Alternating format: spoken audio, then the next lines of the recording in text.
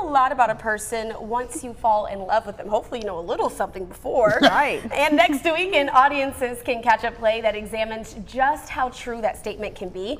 It's called Crazy in Love, and it's brought to us by James Lyon Productions. Yes, and this morning we have the pleasure of speaking with James Lyons himself, and he is also the playwright behind Crazy in Love, not to be confused with I'm in love with crazy. James, thank you for joining us today.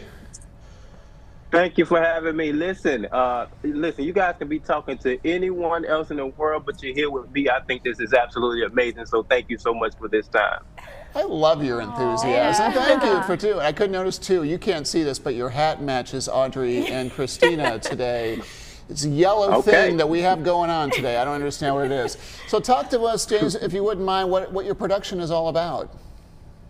Okay, so Crazy in Love is about a gentleman by the name of Julian Pierce who pretty much has it all. He's successful, you know, he has family that he can depend on, financially secure. So life is good for him. The only thing that he's missing is someone to share it with. And that is until he runs into Miss Heaven Sinclair. Immediately they fall deep in love. But you know, you can learn a lot about someone after you fall in love with them. So in a blink of an eye, this perfect relationship goes on a roller coaster ride that turns adoration into obsession, dreams into nightmares, and love into fear. I'm telling you, you don't want to miss this one. Sounds like a lot of plot twists. I know. Oh yes, oh yes, absolutely. But are there any sort of lessons that you could share, give us a little sneak peek on, or maybe some common themes that are included in Crazy in Love? Oh, absolutely. You know, I believe that art is an imitation of life, so there's always lessons to learn. So I just say that I believe that we're in a day and a time where sometimes we want things so fast and so bad that we're willing to settle for anything. If we see something that we think is potential, we'll just throw ourselves and just dive all in. And so what I want people to walk away from this is a very old cliche that everything that glitters isn't gold and everything that looks good isn't good. You know, so that's what I want them to walk away with. That, you know, you just have to take time to really get to know someone before you're willing to give your heart, your time, and ultimately fall in love with them. And James, maybe you could even say maybe the grass isn't always greener on the other side as well. It's not. It's perfect. Sometimes it's brown. All right, well, why should people attend this production as well? Because it sounds like it's definitely very captivating. Oh, yes, it is. I'm telling you. And the good thing about it is it's not only a stage play. This time I did something a little different, and I made it a play and a movie. It's something that I call like a pluvy. So what happens is you'll see some of the acting is going to be live, but there are also going to be scenes that's going to be on the big screen. So I feel like you're in the actual movie theater as well. It's going to be amazing, an amazing experience. That's interesting, James, and actually kind of leads us to our next question.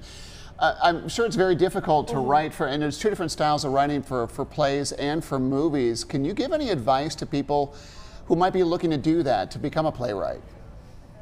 To become a playwright? Well, the advice I can give, and I'm going to link this to anyone who has a dream, you know, of becoming something. There are two things that are very important to me. I think the first thing is it has to start in your mind. If you can build an image of what you want to become in your mind first, you can turn around and create the exact replica right here in your world.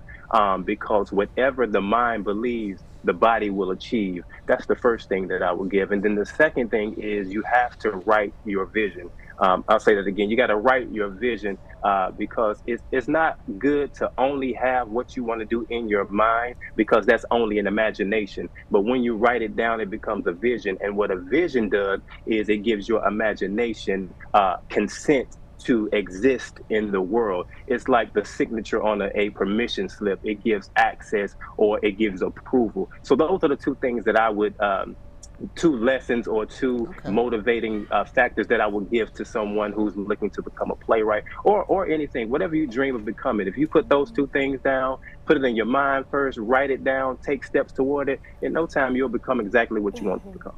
Good advice. James, I got to watch this interview back with a pen and paper because you had some great inspirational quotes I want to take with me. So thank you for your time and for joining us. And everyone at home, you need to head to Greensboro to watch Crazy in Love. It makes its way there Friday, June 23rd.